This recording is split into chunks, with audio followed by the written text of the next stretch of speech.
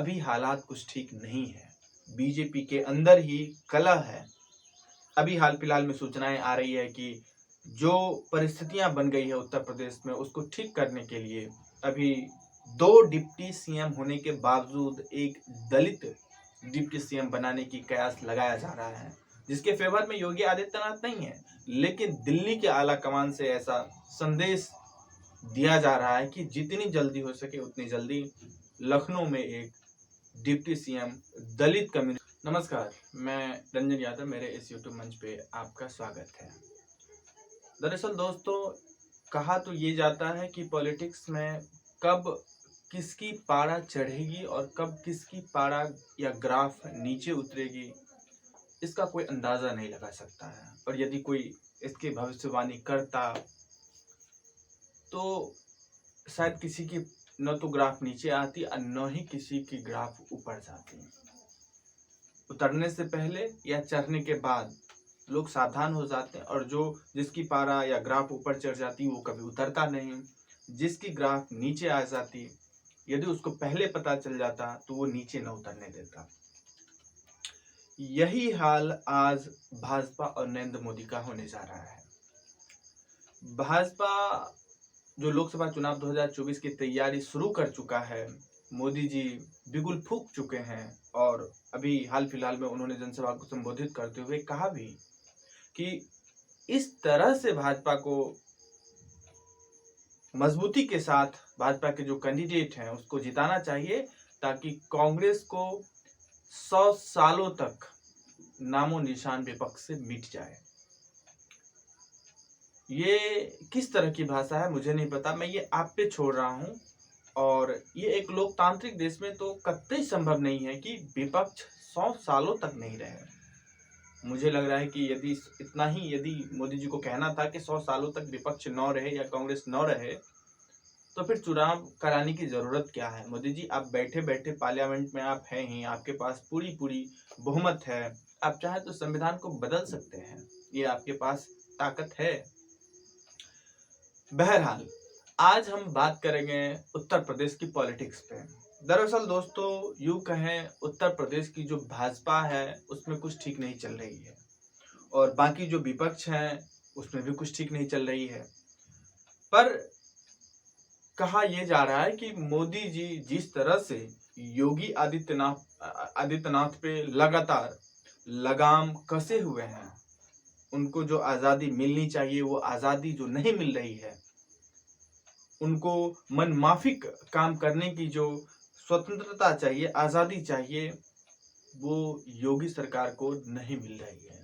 और इसी वजह से योगी आदित्यनाथ खफा हैं, और वो दो हाथ के मूड में हैं कि यदि लोकसभा चुनाव 2024 में मोदी जी ठान रहे हैं कि हम तीसरी बार पीएम कैंडिडेट बनेंगे, पीएम का शपथ भी लेंगे, तो वो उनकी भूल होगी।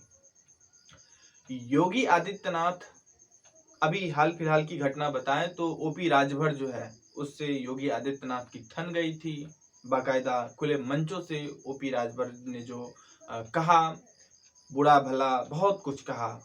वो कभी नहीं चाहते थे कि भाजपा के साथ या एनडीए में ओपी राजभर आए, लेकिन ऐन वक्त पर दिल्ली से फोन आया ओपी राजभर को, और वो दिल्ली गया। अमित शाह, मोदी जी उनको एनडीए में शामिल किए। बहुत से ऐसी वाकये हैं जो योगी आदित्य नहीं चाहते हैं, बावजूद इसके अमित शाह और मोदी जी अपना जो इंटरवेंशन है, अपनी जो दखल अंदाजी है, वो उत्तर प्रदेश में करते रहे हैं, अभी भी लगातार हो ही रहा है। और इसी चीज से खफा है योगी आदित्यनाथ, और वो चाहते हैं कि इस बार मोदी जी को, अमित शाह को सबक सिखाना बेहद जरूरी है। योगी आदित्यनाथ जो उत्तर प्रदेश के मुख्यमंत्री हैं, हिंदुत्व का एक बड़ा चेहरा हैं, और भाजपा में वो लगातार अपना कद बढ़ाते चले गए हैं। और आज के डेट में स्थिति ऐसी हो गई है कि यदि किसी राज्य में विधानसभा चुनाव हो तो मोदी के बाद यदि किसी नेता, स्टार प्रचारक की डिमांड होती है तो उसमें योगी आदित्यनाथ का नाम होता ही होता है। यदि योगी आदित्यनाथ आक्रामक तरीके से किसी राज्य में चुनाव प्रचार करे तो इसकी भरपूर संभावनाएं होती है कि वहां कांग्रेस हारेगा और भाजपा अच्छा प्रदर्शन करेगा। ये भरपूर संभावनाएं होती है और इसी का अंदेशा मोदी जी को भी है। अमित शाह भी पाल के बैठे हुए हैं कि योगी आदित्यनाथ के साथ जो हम सब कर रहे हैं, और कहा भी जाता है कि योगी आदित्यनाथ का संबंध न तो अमित शाह से अच्छा है और न ही मोदी जी से अच्छा है। अभी हाल फिलहाल में फोन से भी दूरियां बढ़ चुकी है, फोन से भी बातचीतें नहीं होती हैं, पर इसी चीज का अंदेशा अमित शाह को है, मोदी जी को है कि ऐसा न हो कि लोकसभा चुनाव 2024 में योगी आदित्यनाथ सिर्फ नाम के लिए प्रचार करे, सिर्फ नाम के लिए चुनाव करवाए उत्तर प्रदेश में, पर वो आक्रामक तरीके से उसका तेवर जो है उस तेवर में न रहे।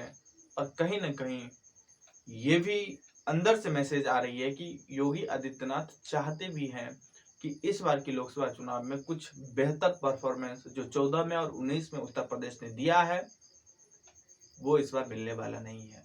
क्यों न करें योगी आदित्यनाथ अपने आप पे गुमान क्यों न करें? उसकी वजह है कि वो जिस प्रदेश का मुख्यमंत्री है वो अपने आप में एक बहुत बड़ा प्रदेश है। वहाँ की जो आबादी है 20 से 22 करोड़ की आबादी है उत्तर प्रदेश की। वहाँ का मुख्यमंत्री होना पूरे भारत में जितने भी मुख्यमंत्री हैं उसमें सबसे बड़ी ताकत, सबसे बड़े प्रदेश का मुख्यमंत्री होने के नाते योगी आदित्यनाथ के मुट्ठी में 80 लोकसभा सीटें हैं और भाजपा को 14 में या 19 में 67 और 72 सीटें उत्तर प्रदेश दे चुका है, मोदी जी को दे चुका है। पर मोदी जी ने लगातार योगी आदित्यनाथ पे जिस तरह से लगाम खींच के रखा है और जो हिंदुत्व का जो विचारधारा है, जो नारा है, जो एजेंडा है, वो भी उत्तर प्रदेश ही सेट करता है। चाहे वो अयोध्या हो, काशी हो, जितने भी धार्मिक स्थल हैं जिस पे चुनाव लड़े जाते हैं, जो सेंटिमेंटल रिलीजियस आइडियोलॉजी है, वो उत्तर प्रदेश में है। और इसी चीज का गुमान योगी आदित्यनाथ को है कि वो एक तो चेहरा है बीजेपी के बड़े और कद्दावर हिंदुत्व नेता के तौर पे, दूसरी जो प्रतीकात्मक रूप में जो बड़े बड़े मंदिर हैं इस देश में और जिस पे चुनाव होता है, जिस पे वोट मिलती है कि राम मंदिर बनाएंगे, अयोध्या हो, काशी हो, विश्वनाथ हो, जो भी मंदिरें हैं प्रतीकात्मक रूप में बड़े बड़े, वो सब उत्तर प्रदेश में है।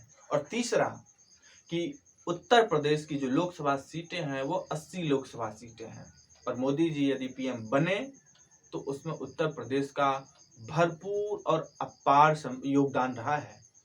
हमने पहले कहा कि उत्तर प्रदेश ने 14 और 19 में दिल खोल के मोदी जी को वोट दिया है, सीटें दी हैं लोकसभा की, और इसके वजह से मोदी जी प्रधानमंत्री बन पाए हैं। लेकिन अभी हालात कुछ ठीक नहीं है, बीजेपी के अंदर ही कलह है।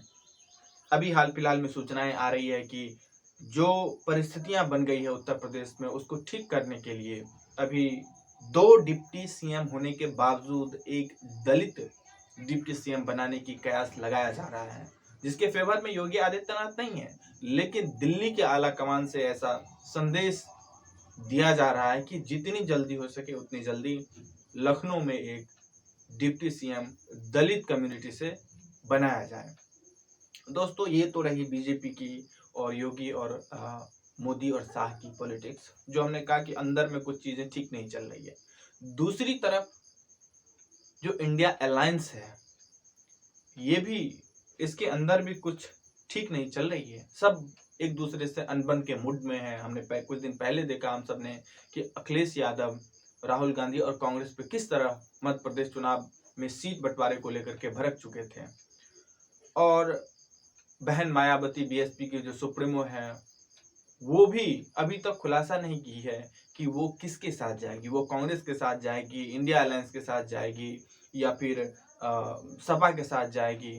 तो कुल मिला के जो 3 बड़े पार्टी हैं, कांग्रेस हो, समाजवादी पार्टी हो या बसपा हो, ये अभी तक इन लोगों का स्टैंड क्लियर नहीं हो पाया है कि वो चुनाव कैसे लड़ेंगे। और यदि यही स्थिति बनी रह जाती है कि तीनों अपने अपने हिसाब से अलग अलग 80 के 80 सीटों पे कैंडिडेट खड़ी कर दे, तो निश्चित तौर पे भाजपा को जिताने से कोई रोक ही नहीं सकता है, क्योंकि जितनी भी विपक्षी वोटें हैं सब बट जाएगी और भाजपा को एक मुफ्त वोट मिलेगा।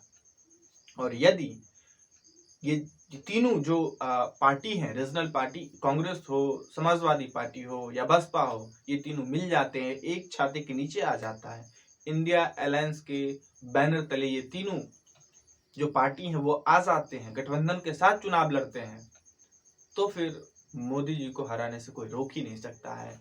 बीजेपी को रोकने के लिए यदि उत्तर प्रदेश में ये तीनों पार्टी एक साथ आ जाए तो एक तरह से एक बहुत बड़ी नाकेबंदी होगी ये बीजेपी के लिए। और इसी वजह से बीजेपी चाह भी रही है कि ये तीनों पार्टी एक साथ न आए, एक साथ चुनाव न लड़े।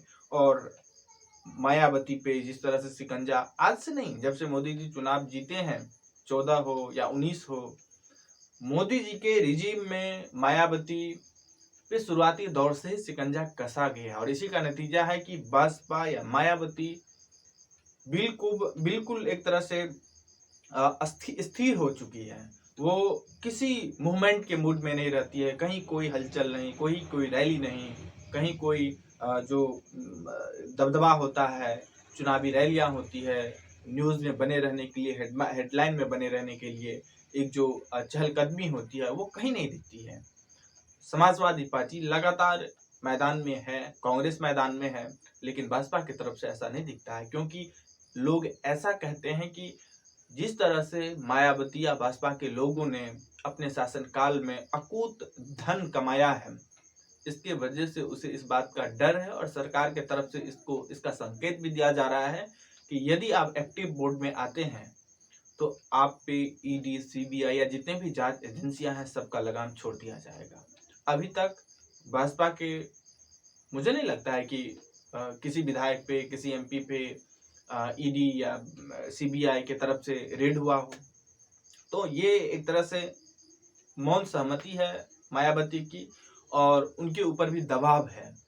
लेकिन यदि ये तीनों चंक जो हैं, जो बसपा है, समाजवादी पार्टी है और जो कांग्रेस है, ये तीनों एक होके चुनाव लड़े, ये इंडिया अलायंस के बैनर तले चुनाव लड़े, तो निश्चित तौर पे बीजेपी को हारने से कोई नहीं रोक सकता है।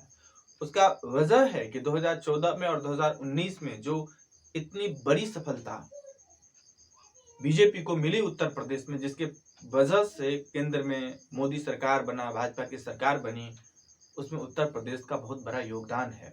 4 स्टेट बड़ा स्टेट है जिसमें लोकसभा की सीटें बहुत ज़्यादा है। उत्तर प्रदेश में 80 है, महाराष्ट्र में 48 है, बिहार में 40 है और पश्चिम बंगाल में 42 है। महाराष्ट्र में स्थिति ठीक नहीं है बीजेपी के लिए, बिहार में ठीक नहीं है बीजेपी के लिए स्थिति, पश्चिम बंगाल में स्थिति ठीक नहीं है। उत्तर प्रदेश माना जा रहा है कि अभी तक बीजेपी का मजबूत किला बन चुका है। पहले तो गुजरात था बीजेपी का एक मजबूत किला, अब लेकिन उत्तर प्रदेश भी बन चुका है बीजेपी का मजबूत किला। लेकिन सबसे बड़ी दिक्कत है कि योगी आदित्यनाथ को जिस तरीके से कंट्रोल करने का प्रयास दिल्ली से किया जा रहा है, योगी आदित्यनाथ को जिस तरह से अमित शाह और मोदी से आजकल चिढ़ है, वो नहीं चाहते हैं कि उसके शासन संचालन में किसी भी तरीके का उत्तर प्रदेश से कंट्रोल हो, उसमें दखल अंदाजी हो। और इसी वजह से वो चाहते हैं कि इस बार दिल्ली को सबक सिखाया जाए, क्योंकि जिस तरीके से 2017 से लगातार अमित शाह और मोदी का हस्तक्षेप बना हुआ है उत्तर प्रदेश में, उनको खुली तरीके से लगाम उनके हाथ में, योगी आदित्यनाथ के हाथ में नहीं मिला है। और इस वजह से वो चाह रहे हैं कि मजबूत किला होने के बावजूद उनके पास ये स्किल है कि वो भाजपा को उत्तर प्रदेश में हरवा सकते हैं। दूसरी जो इक्वेशन बन रही है कि यदि विपक्ष एकजुट हो जाए, बसपा, सपा और कांग्रेस, और वो मजबूती के साथ चुनाव लड़े, और दूसरी तरफ योगी आदित्यनाथ जो भाजपा की इकाई उत्तर प्रदेश की है उसमें ढील बरत दे, तो फिर भाजपा के लिए, मोदी सरकार के लिए, अमित शाह के लिए वो रास्ता आसान नहीं होगा जो दिल्ली तक जाएगी। लखनऊ से दिल्ली तक, दिल्ली में सरकार बनाना मोदी सरकार के लिए आसान नहीं होगा। आज बस इतना ही। अच्छा लगा हो तो प्लीज़ लाइक करें, शेयर करें, सब्सक्राइब करें और आपकी जो राय इस मुद्दे से जुड़ी हो कमेंट करके ज़रूर बताएं। धन्यवाद।